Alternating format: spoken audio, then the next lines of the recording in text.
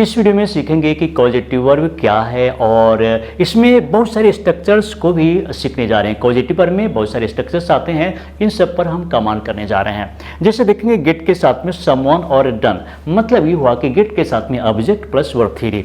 Gate यहाँ पर have का भी प्रयोग कर सकते हैं कि गेट के बदले में कॉजेटिव वर्ब में हैव का प्रयोग भी होता है, तो उसके साथ भी हम यहाँ पर देखेंगे समवन और उसके बाद डन, मतलब है कि ऑब्जेक्ट प्लस वर्ब थ्री। हम इसमें जितने भी वर्ब देख रहे हैं जैसे हैव हुआ, मेक, हेल्प, लेट, इन सब के साथ में ऑब्जेक्ट और उसके बाद फिर हम वर्ब का प्रयोग करेंगे। लेकिन कैसे करेंगे वो देखेंगे। लेकिन सबसे पहले हम देखते हैं कि कॉजेटिव वर्ब क्या है। हम जब भी किसी काम को किसी के प्रेरणा से करते हैं, मतलब किसी भी सेंटेंस में देखते हैं कि जब भी एक्शन होता है तो किसी के प्रेरणा से होता है। तो जब भी किसी के प्रेरणा से हो या किसी की रिक्वेस्ट से, किसी के दबाव में हो, इस कंडीशन में हम समझेंगे कि ये कॉजेटिव वर्ब है, किसी के प्रेरणा से हो रहा है। आखिर हम इसे किस प्रकार के सेंटेंस होते हैं कॉजेटिव वर्ब में, हम ये भी देखेंगे। जैसे हम यहाँ पर देखते हैं, जैसे मैं अपना बाल कटवा रहा हूँ, मैं अपना बाल काट रहा हूं, ऐसा नहीं। सब्जेक्ट खुद कोई काम नहीं कर रहा है बल्कि किसी दूसरे से किसी काम को करवा रहा है। एक्शन किसी प्रेरणा के जरिए ही हो रहा है। जैसे सरकार ने सड़कें बनवाई, सरकार खुद नहीं बनाई लेकिन बनवाई, तो किसी काम को कराने के लिए कभी मेक का यूज किया जाता है, गेट का यूज किया जाता है, हैव का प्रयोग की जाती है, लेट का, हेल्प का। तो हम इन सब को कैसे और किस रूल्स पर बनाएंगे। शॉर्ट में अगर देखा जाए, अगर हम यहाँ देखते हैं तो गेट और हैव के साथ में समबडी और समथिंग, इसे शॉर्ट में बोलेंगे और उसके बाद वर्ब थ्री हम यूज करते हैं। लेकिन और शॉर्ट में समझने के लिए हम इसे देख लेते हैं कि कॉजेटिव वर्ब में किसी काम को करवाने के लिए हम gate plus subject plus verb three का प्रयोग करेंगे, have plus subject plus verb three का प्रयोग करेंगे, और किसी काम को करवाने के लिए ये दोनों स्ट्रक्चर में से किसी एक को कर सकते हैं। लेकिन इसके साथ ही हम मेक, हेल्प और लेट का प्रयोग भी करेंगे। लेकिन कैसे करेंगे, उसका क्या मीनिंग होगा, किस कंडीशन में मेक, लेट और हेल्प का प्रयोग करेंगे, इन सब को इस वीडियो में देखते हैं। कॉजेटिव वर्ब को आसान तरीके से समझने के लिए पहले इसे समझ लेते हैं, उसके बाद सेंटेंस की ओर चलेंगे। मान लीजिए डू मिस करना होता है, किसी काम को करने के लिए हम डू का प्रयोग करते हैं। लेकिन कराना के लिए क्या होगा। करना तो हो गया कि भाई किसी काम को करने के लिए हम डू का प्रयोग करेंगे, तो कराना का क्या होगा। कराना का हम make plus subject plus V one का प्रयोग करेंगे और इसका मतलब होता है कराना, किसी काम को कराना, किसी काम को कराना। गेट और हैव प्लस सब्जेक्ट पर प्लस वर्ब थ्री का प्रयोग कब करेंगे, जब भी किसी काम को करवाना हो, जब किसी काम को करवाना हो। करना, कराना और करवाना। उसी तरीके से हम देखेंगे बिल्ड में से बनाना होता है, घर बनाना, सड़कें बनाना, तो यहां पर देखेंगे कि बनाना, बनाना। लेकिन हम किसी दूसरे के द्वारा किसी काम को बनवाते हैं या किसी तीसरे के द्वारा भी बनवाते हैं, तो यहाँ पर make object plus verb three और या फिर get have object plus verb three. और लेकिन जब भी मेक का प्रयोग करेंगे तो हम V1 का प्रयोग करेंगे और गेट हैव प्लस हैव का प्रयोग करेंगे तो उसमें वर्ब थ्री का प्रयोग करेंगे। उसी प्रकार हंसना, हंसाना और हंसवाना, लिखना, लिखाना और लिखवाना।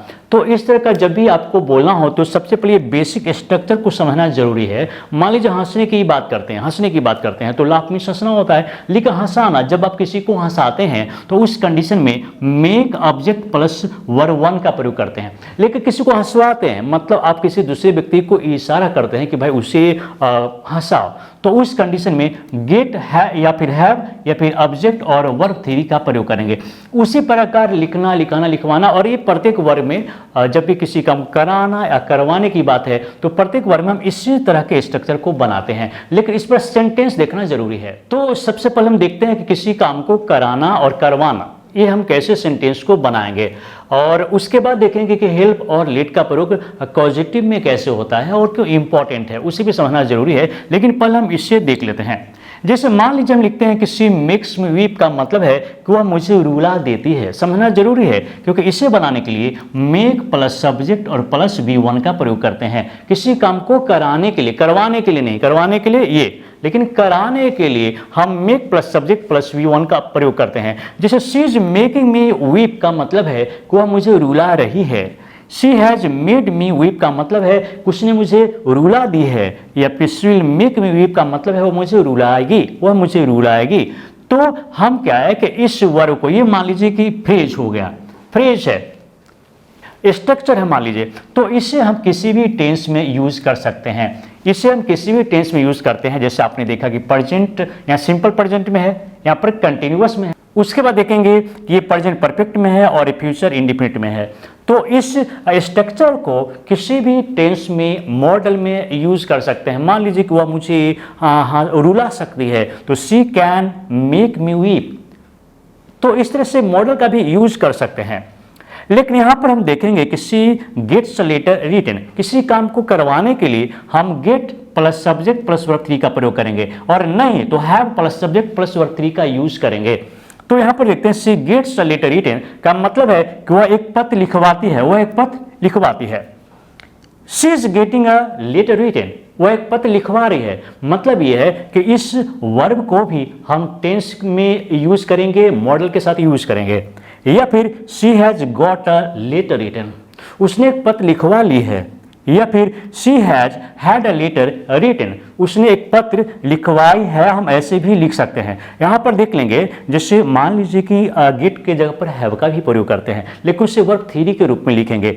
तो वर्ब 3 के रूप में लिखने के लिए हम यहाँ पर हैव को हैड करके लिखेंगे। उसके बाद देखेंगे पास्ट परफेक्ट में she had a letter written का मतलब है कि वह एक पत्र लिखवा चुकी थी। तो हैड तो लिखेंगे ही क्योंकि पास्ट परफेक्ट है, और यहाँ पर had plus subject plus verb 3 का मतलब है कि हम इसको पास्ट फॉर्म में लिख रहे हैं। उसके बाद she will have a letter written, वह एक पत्र लिखवाएगी। हम ये समझ लेंगे यहाँ पर कि इसे हम किसी भी टेंस में यूज कर सकते हैं, किसी भी मॉडल में यूज कर सकते हैं। किसी काम को करवाने के लिए जिस प्रकार आपने गेट और हैव का प्रयोग सीखा है, तो हम हेल्प का प्रयोग भी सीख सकते हैं। हेल्प का प्रयोग भी करेंगे, कब करेंगे? जब भी किसी काम को करवाने में मेरी भी सहायता होगी। सपोजिंग जैसे मैं उससे पत्र लिखवाता हूँ, दो बात है, एक तो मुझे बिल्कुल नहीं आती या फिर आती भी है तो मैं उसमें कोई काम नहीं कर रहा हूँ, मैंने उससे बोल दिया कि भाई पत्र लिख देना, तो वो लिख दिया है। लेकिन ऐसा भी होता है कि कई बार हम पत्र लिखवाने में मदद भी करते हैं कि चलो ऐसे लिखो, पहले ये लिखो, उसके बाद ये लिखो, और चलो अब ये बातें लिखो। हम इस तरह से मदद करते हैं किसी को लिखने में और उसी से लिखवाते हैं, लेकिन मदद हम भी करते हैं। तो उस कंडीशन में हम हेल्प का प्रयोग करेंगे, हमेशा कहीं भी नहीं करेंगे जैसा कई बार हम देखते हैं कि लोग करते हैं। तो ऐसा नहीं होना चाहिए। हेल्प का प्रयोग तभी करेंगे जब हम किसी काम को करने में मदद कर रहे हैं। मान लीजिए किसी को कुछ उठाना है, बोझा उठाना है, उठा तो वो रहा है लेकिन हम उससे मदद कर रहे हैं, तो इस कंडीशन में हम उससे बोझा उठवा रहे हैं, और उठवा रहे हैं तो उसमें हम हेल्प का प्रयोग करेंगे।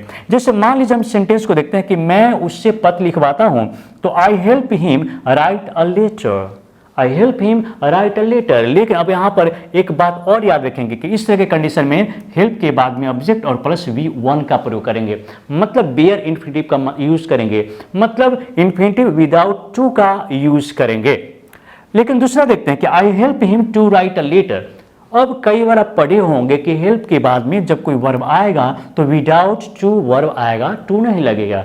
लेकिन हम ग्रामेटिकली अगर देखें तो दोनों सही होगा। टू के बाद में वर्ब लिख सकते हैं, मतलब हेल्प के बाद में ऑब्जेक्ट और उसके बाद में हम इन्फिनिटिव का यूज कर सकते हैं। लेकिन ज़्यादा अच्छा ये माना जाएगा, अधिक अच्छा ये माना जाएगा जब भी आप हेल्प का प्रयोग करेंगे और उसके बाद हम बेयर इन्फिनिटिव का यूज करेंगे, टू का प्रयोग नहीं करने वाले हैं। इसमें हम देखते हैं कि she help me clean the room, उसने मुझसे रूम साफ करवाई, लेकिन इस रूम को साफ करने में उसने मुझे मदद जरूर की होगी। आई help him lift the box, मैंने उसे बक्सा उठवाया। मान लीजिए बक्सा है और मैंने बक्सा उठवाया, तो इसका मतलब ये है कि क्या मतलब है? इसका मतलब है कि मैंने उसे बक्सा उठाने में मदद किया।